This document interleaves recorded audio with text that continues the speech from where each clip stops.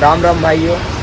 बहुत मस्ती हुआ था, फौजी सूरज यादव आया था और ड्यूटी होने के कारण आज मैं उसको छोड़ने नहीं गया। मतलब कल मेरा बर्थडे में बहुत सेलिब्रेट हुआ, बहुत मज़ा आया। जब आता है तो बहुत मस्ती करता है। एक साथ हम लोग ग्राउंड में प्रैक्टिस किए थे, एक साथ सब कुछ किए थे।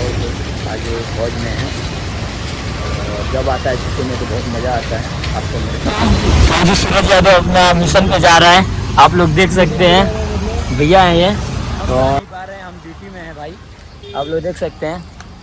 जय हिंद दोस्तों। जय हिंद। और सागर और अविनाश छोड़ने जा रहा है और सामने इंदल भाई है। और दोस्तों ड्यूटी में इसलिए हम छोड़ने नहीं जा पा रहे हैं, सामने से बने रहिए।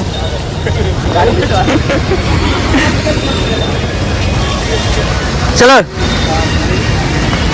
जाओ जाओ जाओ, फिर 6 महीना बाद मिलना। Bye bye, Tata.